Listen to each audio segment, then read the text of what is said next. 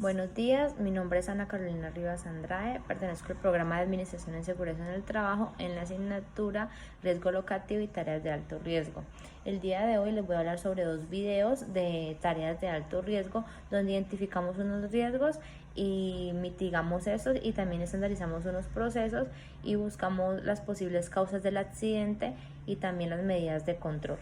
Entonces empecemos. El primer accidente que pudimos presenciar es un video donde hay dos colaboradores que van a realizar un trabajo en alturas, ascienden por una escalera para realizar un mantenimiento preventivo de un edificio. En esta actividad podemos observar que los colaboradores ascienden por la escalera y en cuestión de minutos la escalera se desprende y ellos impactan con unos ventiladores y con el piso.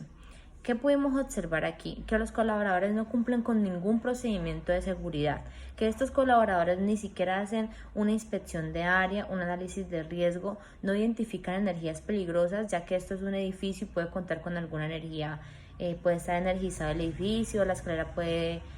tener algún contacto con alguna línea de energía que haya y la causa principal es que no realizan una inspección previa a la escalera, no saben en qué condiciones están, en qué estado está, no saben absolutamente nada y ellos ascienden. Otro factor importante que encontramos es que los colaboradores no cuentan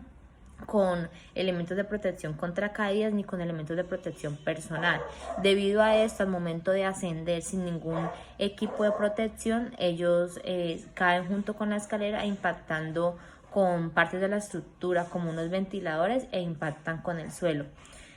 Todos estos factores y todos estos errores cometidos considero que se debe a que el personal no ha sido capacitado y no tiene una certificación, no tienen una base acerca del riesgo al cual se están enfrentando, no cuentan con identificación de roles y no cuentan con el personal suficiente para realizar esta actividad. Desconocen totalmente los riesgos a los cuales están expuestos y digo que desconocen es porque ellos suben muy relajados o muy tranquilos sin realizar un previo inspección y análisis. Bueno, dicho lo anterior, podemos identificar las fallas y las falencias que están cometiendo ellos y asimismo mencionamos o establecemos unas medidas de control que creemos que son necesarias para poder realizar esa actividad de manera segura.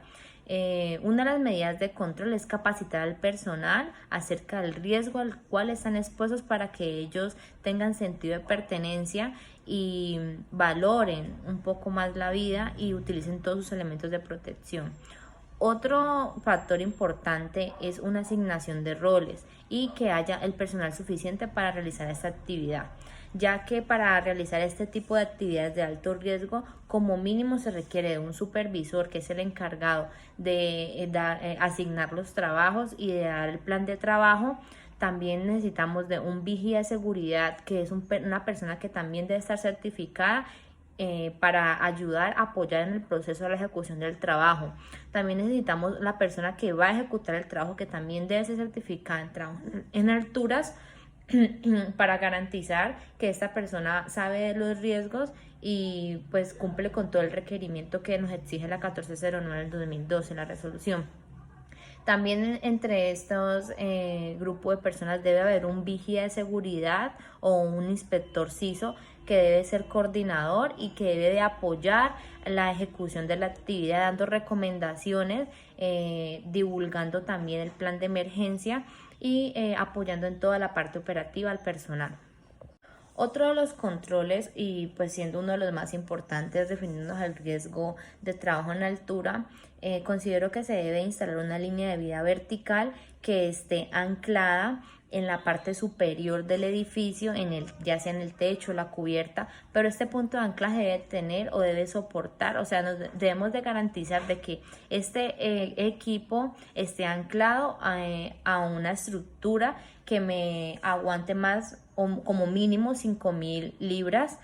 para garantizar el acceso seguro del colaborador y pues en el caso tal que la escalera se desprenda como ocurrió en ese accidente, pues la línea de vida resista el peso de él. También tenemos de tener en cuenta el requerimiento de claridad, que es uno de los factores más importantes para poder ejecutar esta actividad. Este requerimiento de claridad nos dice si nos dice qué medida de control debemos utilizar para que el colaborador no impacte. Estos valores se deben de colocar en el permiso de trabajo que previamente ya se tuvo que haber llenado junto con el colaborador, el inspector que esté encargado de la obra y el supervisor. También debe de haber anexado la inspección de la escalera, la inspección de las herramientas y el análisis de riesgo, que es lo primero que se hace para identificar los riesgos y asimismo valorarlos y buscar medidas de control. Y por último, hay que tener en cuenta también un plan de rescate. Ya que esta es una actividad de alto riesgo, debemos de contemplar todas las posibilidades y debemos de ser conscientes de que pues, puede causar una catástrofe y debemos de tener en cuenta este plan de rescate para así mismo divulgarlo a los colaboradores y poder actuar de manera rápida y salvar la vida del colaborador. Bueno, el siguiente video es sobre una actividad de alto riesgo en trabajo en espacios confinados. En este video podemos observar que hay 3 personajes, uno que es el supervisor quien da las órdenes, otro que son el colaborador quien ejecuta y otro que va a ser el vigía quien le va a ayudar al colaborador entrante. Podemos identificar muchos errores, muchas falencias. Una de ellas y una de las más importantes es que el supervisor da unas órdenes para la ejecución de las actividades y coloca unos tiempos determinados, generando presión a los colaboradores. Otro factor importante es que el colaborador entrante no habla el idioma español y no entiende al colaborador. Esto significa que no hay comunicación asertiva y puede ser la causa principal del accidente ocurrido. También pudimos observar que este tanque es un tanque explosivo que tiene una sustancia química que es inflamable y que los colaboradores, como no se entienden el idioma, no tienen una comunicación asertiva y no utilizan los elementos de protección para ingresar. No hacen una identificación de riesgo juntos, no hacen un chequeo de herramientas, no hay como un prelistamiento antes de realizar la tarea, no se toman las medidas de control necesarias, debido a que el colaborador entrante pues no tiene conocimiento o no sabe el idioma que su compañero, quien identifica un poco más los riesgos y conoce más la actividad, le está explicando. También podemos identificar que falta el personal, que falta estandarizar procesos para realizar esta actividad, ya que ellos ascienden al equipo sin ningún elemento de protección contra caídas y sin antes haber realizado dicha identificación de riesgos. Como medida de control, sugiero que se deben de estandarizar los procesos o el procedimiento para realizar trabajo en espacios confinados, se debe de capacitar al personal y se debe de hacer un filtro de contratación antes de realizar la actividad o antes de realizar el contrato con el colaborador, y se debe tener en cuenta que las personas tengan comunicación asertiva y que sepan el mismo idioma para así poder desarrollar la actividad. También considero que se debe de establecer unos roles o asignar unos roles y de contratar a personal adicional que cumplan con todo lo requerido para esta actividad, ya que el personal era insuficiente y también quizás por eso fue el accidente. Otra de las fallas o medidas de control que podemos establecer es identificar el químico en el cual están expuestos para así mismo implementar o utilizar los elementos de protección personal que requiere la hoja de seguridad de este químico. También podemos, como medida de control, o también se debe de hacer una medición de atmósferas, una identificación de energías peligrosas, se debe hacer una purga del tanque para evitar que haya residuos de este químico y pues que el colaborador vaya a tener alguna afección pulmonar o alguna afección en su cuerpo. Otra medida de control es divulgar el plan de rescate y el plan de trabajo.